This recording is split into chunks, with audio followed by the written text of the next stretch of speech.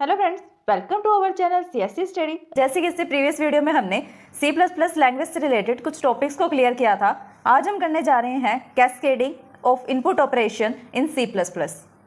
Video को start करने से पहले अगर आपको हमारी वीडियोस पसंद आती है तो इसे लाइक, ज़्यादा से ज़्यादा शेयर और सब्सक्राइब करें। इससे जुड़ी हुई नेक्स्ट वीडियो की नोटिफिकेशन के लिए बेल आइकन को प्रेस करें। करते हैं अपना topic cascading of input output operation.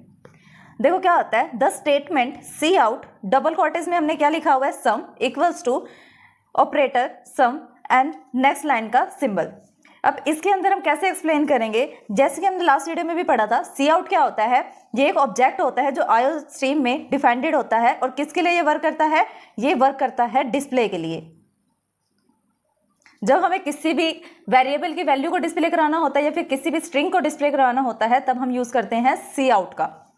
अब सी आउट को भी हम दो वे से यूज करते हैं, एक तो नॉर्मल स्ट्रिंग को डिस्प्ले कराने के लिए जो हमने खुद लिखी है, और दूसरा जो कैलकुलेशन के बाद हमें वैल्यू मिली है उसे डिस्प्ले कराने के लिए। अब जैसे हमें पता कैसे चलेगा कि कौन सी वैल्यू को डिस्प्ले कराने के लिए है और कौन सा स्ट्रिंग को डिस्प्ले कराने के लिए है।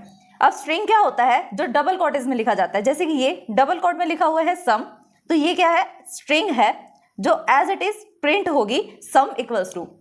नेक्स्ट क्या है, सम क्या है, जो भी वैल्यू होगी कैलकुलेशन के बाद, प्रोग्राम में कैलकुलेशन के बाद जो वैल्यू निकलेगी सम की, वो कुछ भी हो सकता है, a+b हो सकता है, c+a कुछ भी हो सकता है, तो ये क्या होगी, हमारी वैल्यू आएगी इससे। अब देखो इस ऑपरेशन को लिखने के लिए हमें क्या करना पड़ेगा, सी आउट के साथ एक तो हमें स्ट्रिंग को डिस्प्ले कराना है, दूसरा हमें क्या करना है, इसकी वैल्यू चाहिए, तीसरा हम नेक्स्ट लाइन को दे रहे हैं, ये क्या होता है हमारा नेक्स्ट लाइन। अब देखो यहाँ पे हमें तीन चीज को डिस्प्ले कराना है, तीन चीज के लिए हम सी आउट को यूज कर रहे हैं। अगर हम नॉर्मली देखें तो सी आउट का इसके अकॉर्डिंग हमें कितनी बार यूज करना पड़ेगा, 3 टाइम। एक बार स्ट्रिंग को डिस्प्ले कराने के लिए, एक बार वैल्यू को डिस्प्ले कराने के लिए और एक बार न्यू लाइन कैरेक्टर के लिए। लेकिन C++ हमें क्या फैसिलिटी देता है कि हम नंबर ऑफ टर्म को सी इन में भी और सी आउट में भी यूज कर सकते हैं by using the chain rule, या फिर हम इसको क्या नाम दे सकते हैं, कैस्केडिंग इनपुट आउटपुट ऑपरेशंस। हमने रीड की है कि सी आउट सम की वैल्यू को डिस्प्ले करा रहा है एक स्ट्रिंग के साथ और न्यू लाइन कैरेक्टर दे रहा है। इसी को हम थ्योरी में पढ़ेंगे।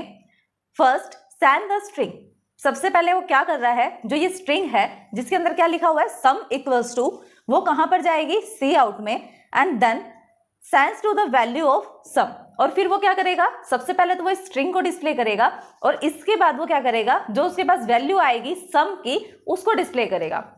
Finally it sends the new line character, और फिर लास्ट में वो क्या करेगा, जो हमारा न्यू लाइन कैरेक्टर है इस तक पहुंचेगा, मतलब नंबर वाइज एग्जीक्यूट करेगा। फर्स्ट नंबर पे ये है तो इसको डिस्प्ले करेगा, सेकंड नंबर पे सम है तो इसकी वैल्यू को डिस्प्ले करेगा, थर्ड नंबर पे हमारे पास न्यू लाइन कैरेक्टर है तो फिर इसको एग्जीक्यूट करेगा।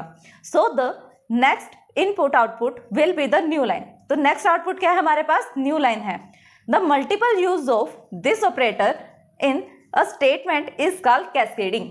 मतलब जब हम आउटपुट ऑपरेटर का यूज करते हैं, सी इन में भी हम कर सकते हैं और सी आउट में भी। सी आउट के साथ हम कौन सा ऑपरेटर यूज करेंगे, आउटपुट ऑपरेटर, और सी इन के साथ हम कौन सा ऑपरेटर यूज करेंगे, input operator.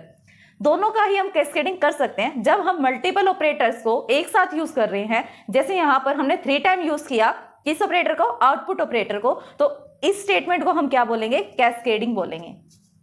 When the cascading and output operator, जब हम किसी भी आउटपुट ऑपरेटर की कैस्केडिंग करते हैं, we should ensure necessary कि blank space between the different items।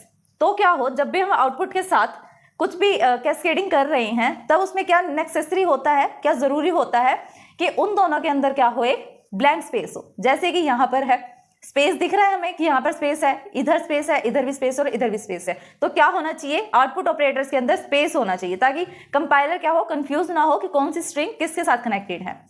Using the technique of cascading the last 2 statements, जब हम क्या कर रहे हैं, कैस्केडिंग टेक्निक का यूज कर रहे हैं तो हमारी जो लास्ट 2 स्टेटमेंट्स होती है वो कंबाइन हो जाती है। जैसे एक नेक्स्ट एग्जाम्पल लेते हैं हम इसी कैस्केडिंग का, कि सी आउट लिया हमने, उसके अंदर क्या किया, इतना तो हमें पहले भी पढ़ा कि हमने सम नाम की एक स्ट्रिंग को डिस्प्ले कराया था और सम की वैल्यू को डिस्प्ले कराया था। नेक्स्ट अब क्या कर रहे हैं, कोमा भी साथ में आ रहा है क्योंकि ये भी क्या है, क्यूटोज में है और ये क्या है, एक स्पेशल कैरेक्टर है। साथ में हम क्या दे रहे हैं, एवरेज नाम की स्ट्रिंग को दे रहे हैं और एवरेज की वैल्यू को प्रिंट करा रहे हैं। साथ में इधर क्या है, एक न्यू लाइन कैरेक्टर। तो आउटपुट क्या आएगा इसका, सम एज इट इज लिखा आएगा, इक्वल्स टू भी एज इट इज लिखा आएगा। मान लो कि सम की वैल्यू प्रोग्राम में 14 आई है तो 14 लिखा आएगा, तो क्या बना यहाँ, सम इक्वल्स टू 14। नेक्स्ट क्या दिया हुआ है साथ में, देखो कोमा भी एज इट इज आएगा क्योंकि हमने कोमा को क्या रखा है, डबल क्यूटोज में रखा है। नेक्स्ट है एवरेज। एवरेज भी एज इट इज है, इक्वल्स टू भी एज इट इज है, और एवरेज की वैल्यू जो भी प्रोग्राम में होगी, जैसे इसके अकॉर्डिंग 7 है तो 7 लिखा आएगा। नेक्स्ट लाइन है we can also cascade input operator. अब जैसे हमने यहाँ आउटपुट ऑपरेटर के बारे में देखा कि सम की वैल्यू को हमने डिस्प्ले कराया, एवरेज की वैल्यू को डिस्प्ले कराया, और एवरेज और सम की स्ट्रिंग को भी हमने डिस्प्ले कराया है। सेम एज इट इज हम क्या कर सकते हैं, इनपुट ऑपरेटर जो है उसको भी कैस्केड कर सकते हैं। कैसे करेंगे उसका, जैसे हमने आउटपुट ऑपरेटर में लिख दिया कि एंटर द 2 वैल्यूज या एंटर द 2 नंबर्स वैल्यू, तो हम क्या करेंगे, सी इन ऑपरेटर का यूज करते हैं, हम सी इन ऑब्जेक्ट का यूज करते हैं एंटर कराने के लिए, इस ऑपरेटर का हम यूज करते हैं। अब हमें वैल्यू किसकी चाहिए, num1 और num2 की वैल्यू चाहिए, और इसको हमने क्या किया, देखो 2 टाइम्स यहाँ पर क्या यूज कर रखा है हमने, इनपुट ऑपरेटर। तो ये था हमारा कैस्केडिंग। इससे पहले हमने किया कैस्केडिंग। नेक्स्ट टॉपिक है हमारे पास structure of C plus plus program, या कहें कि basic structure of C plus plus program. क्या होता है बेसिक स्ट्रक्चर इसका, सबसे पहले हम क्या करते हैं, हेड में हम इंक्लूड करते हैं हेडर फाइल्स को।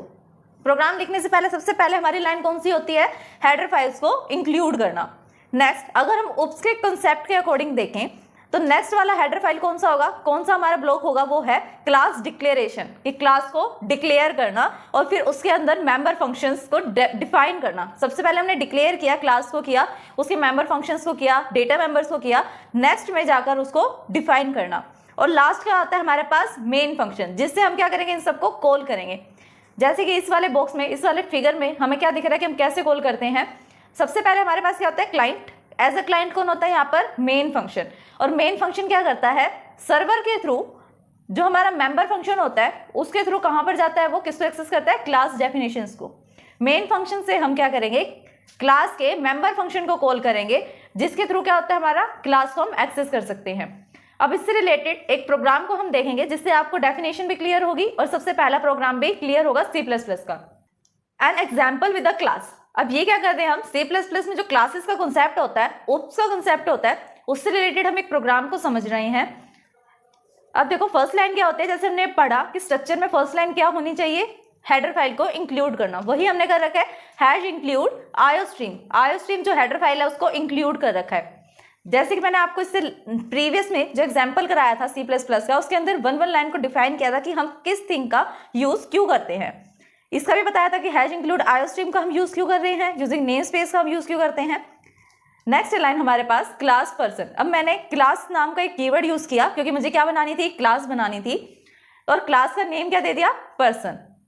अब देखो किसी भी पर्सन के क्या एट्रीब्यूट हो सकते हैं, उसका नेम, उसकी एज, वही हमने लिया, कैरेक्टर टाइप लिया नेम, और उसका साइज दे दिया 30। एक डेटा मेंबर लिया एज नाम से, जिसका क्या डेटा टाइप है, इंटीजर। पब्लिक सेक्शन में क्या लिया, void गेट डेटा नाम से एक मेंबर फंक्शन लिया, और void डिस्प्ले नाम से एक मेंबर फंक्शन लिया, और क्या कर दिया हमने, क्लास की जो भी स्ट्रक्चर था उसको बंद कर दिया। क्लास के स्ट्रक्चर को बंद करने के लिए हम क्या लगाते हैं, लास्ट में सेमीकोलन। अब जब भी हमें मेंबर फंक्शन को क्लास से बाहर जाके डिफाइन करना होता है तब हम क्या करते हैं, यूज करते हैं स्कोप रिजोल्यूशन ऑपरेटर का। void क्या होता है, ये भी डेटा टाइप होता है, person scope resolution operator, gate data नाम के फंक्शन को हम डिफाइन करने, इसलिए गेट डेटा। इसके अंदर हम क्या डिफाइन कर रहे हैं, डेटा। जो मेंबर फंक्शन था हमारे पास उसके डेफिनेशन में हमने क्या लिखा है, सी आउट एंटर नेम, और सी इन से नेम को एंटर करवा दिया। सी आउट लिखा, एंटर एज, और एज को सी इन से एंटर करवा दिया। नेक्स्ट हम क्या बना रहे हैं, void person scope resolution operator और डिस्प्ले नाम के फंक्शन को हम क्या कर रहे हैं, डिफाइन कर रहे हैं। सी आउट, इसके डेफिनेशन में हमने लिखा सी आउट नेम नाम की स्ट्रिंग को आप डिस्प्ले करो और नेम का जो भी वैल्यू है उसको डिस्प्ले करो। यहां पर हम क्या यूज कर रहे हैं, कैस्केडिंग ऑपरेटर्स का यूज कर रहे हैं, इनपुट आउटपुट। सी आउट एज की वैल्यू को हमने क्या कर दिया, एज नाम की स्ट्रिंग ली और उसको डिस्प्ले करवा दिया। अब क्या कर रहे हैं हम, मेन फंक्शन, जैसे कि हम किसी भी लैंग्वेज को देखें, सी को देखें, पाइथन को देखें या C++ को देखें, तो हमें क्या होता है, मेन फंक्शन चाहिए होता है, क्योंकि मेन फंक्शन क्या होता है, बिल्ट इन होता है एवरी लैंग्वेज में, जिसके थ्रू हम बाकी सब को कॉल करते हैं, जितने भी हम क्लास बना रहे हैं, कोई मेंबर फंक्शन बना रहे हैं, कुछ भी बना रहे हैं। अब हमने क्लास बनाई, क्लास को हम कैसे एक्सेस कर सकते हैं, ऊपर जाके ऐसे तो एक्सेस करेंगे नहीं, क्या बनाएंगे हम, क्लास का नाम लिखेंगे और कुछ भी लिख सकते हैं। यहाँ पर हम ABCD AB AC कुछ भी, यहाँ पर हमने लिखा पर्सन नाम की क्लास है और P नाम से हमने उसका क्या बना दिया, एक ऑब्जेक्ट बना दिया।